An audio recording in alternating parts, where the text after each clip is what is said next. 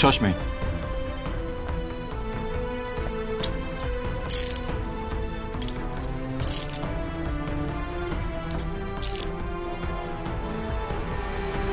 Qani?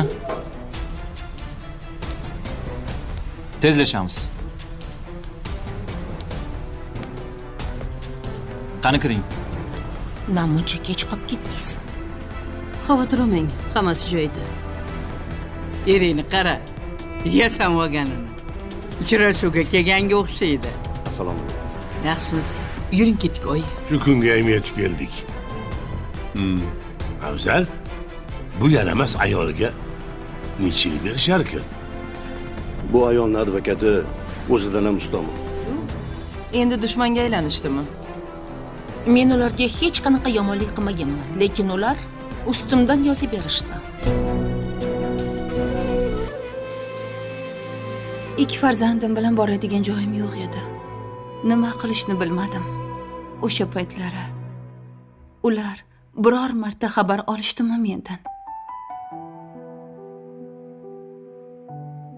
Na aliment to'ladi, na nabirasini yo'qladi. Ha, men o'zim aliment olmang dedim-ku. To'g'ri. Lekin baribir alam qilarkan.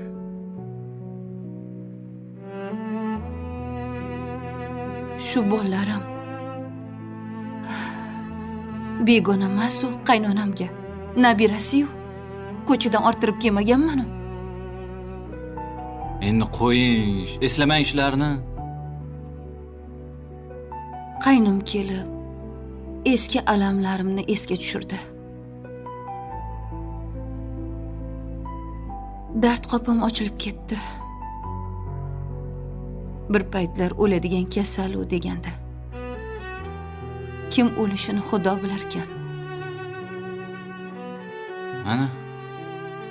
To'g'ri. Dil og'rig'i yomon.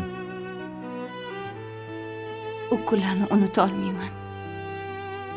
Qon yig'laganlarim hammasi esimda.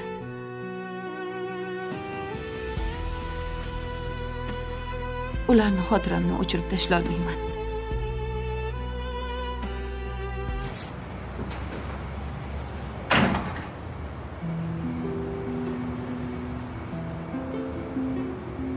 oyim ham, akam ham kenayimga nohaqlik qilishgan.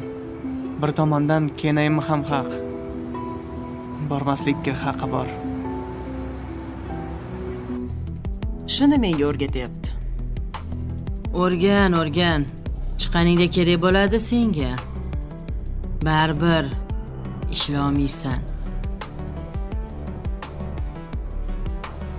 Chiqqanimda birinchi bo'lib qizimni topishim kerak.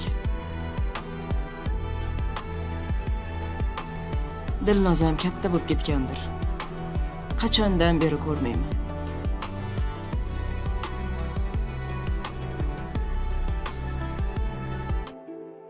bilaman.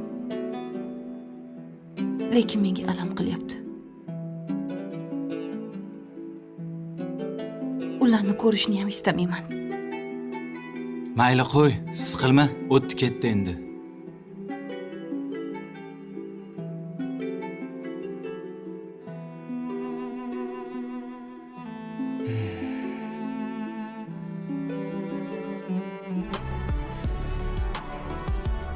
Shu yolg'iz qizim uchun ham chiqishim kerak. Uni juda ham sog'indim.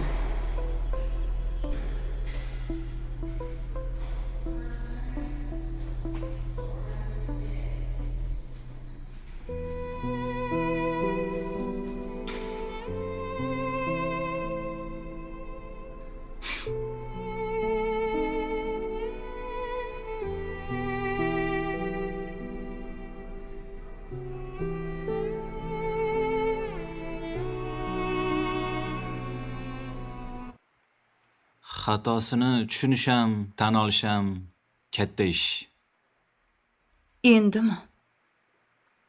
Men qancha qiynaldim bilasizmi? Bilmaysiz. O'g'li bilan ajratib yubordi. Boshimga ne kunlarni solmadi. Kasaling yo'q qoladi deb gapirmagan gaplari, qilmagan ishlari qolmadi. Endi Pari hammayam xato qiladi.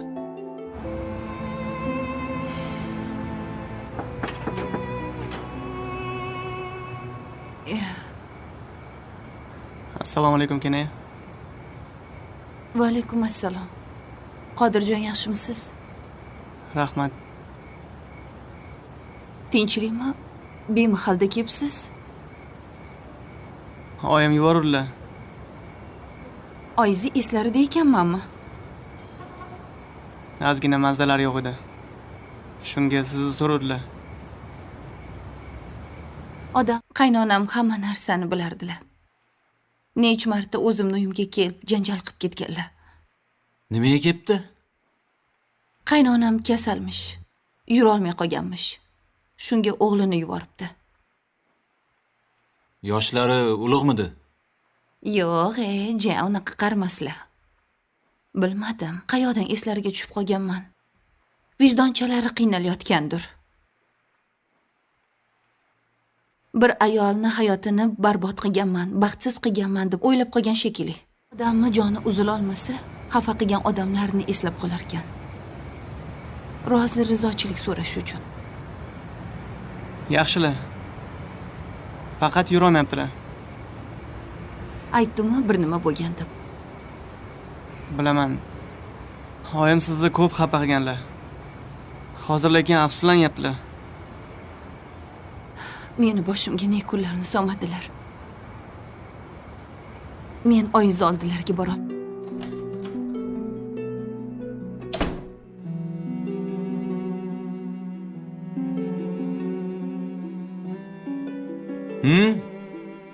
Kim kelibdi?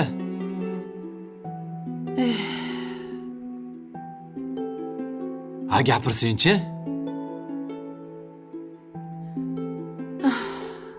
Sobiq qaynım, Qodir. Qayerdan topib kelibdi bu uyimizni?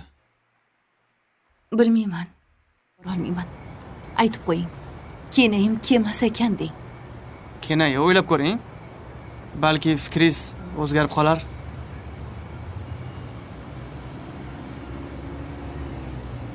Oyimning mazzalari yo'q edi.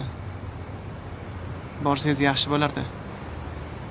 O'ylashni ham istamayman, oyizni ko'rishni ham istamayman. Salomat bo'lasiz.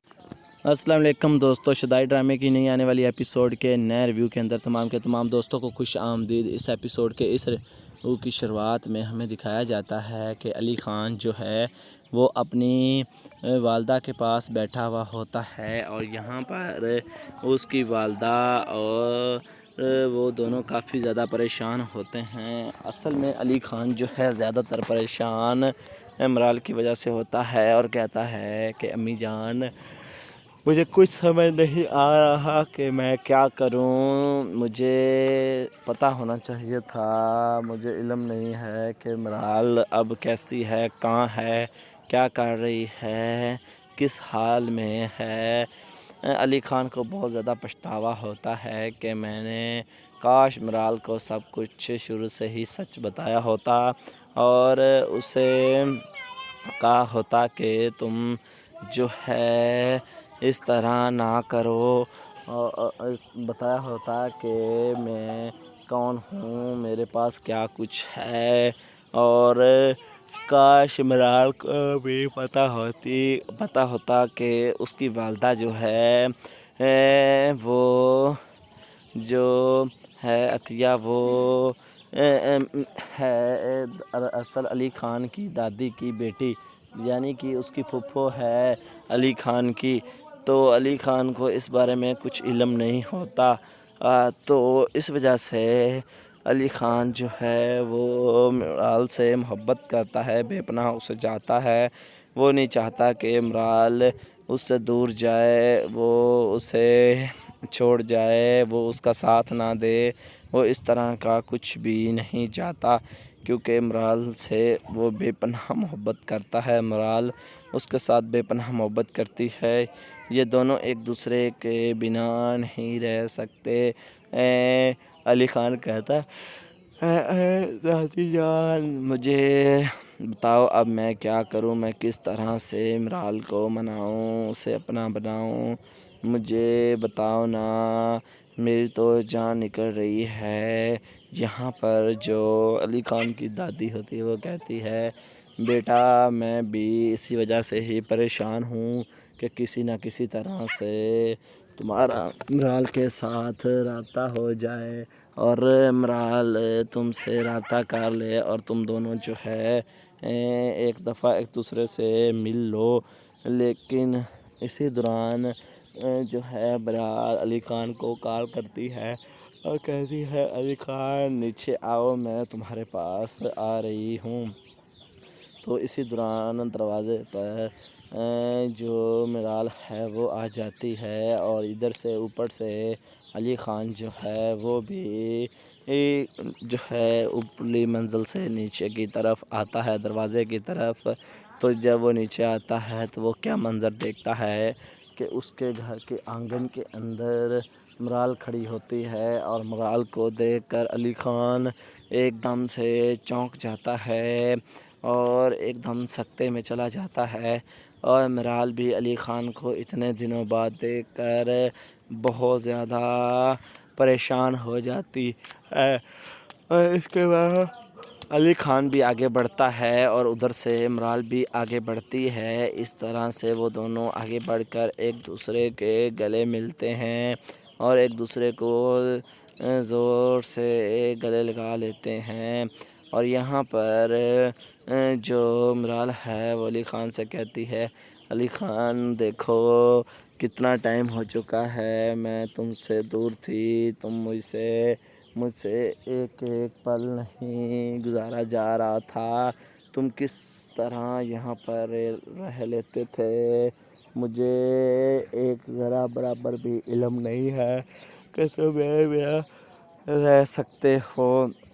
علی خان کہتا ہے کہ نہیں مرال ایسی بات نہیں ہے، میں بھی تمہارے بغیر نہیں رہ سکتا تھا اور نہ ہی جی سکتا تھا، بس ہمیشہ میں تمہیں یاد کرتا تھا اور تمہیں ہی ہر ٹائم دیکھتا رہتا تھا کہ کاش کسی ٹائم تمہاری کال آ جائے یا تم خود آ جاؤ، لیکن ایسا نہیں ہوا اور دیکھو آج ہم دونوں آخرکار مل گئے۔ اور دوستو اس سین کے ساتھ اس ایپیسوڈ کے اس ریویو کا یہیں پر اختتام ہو جاتا ہے۔ اگر دوستو ہماری ویڈیو اچھی لگی تو اس کو لائک کریں، ہمارے چینل کو سبسکرائب کریں۔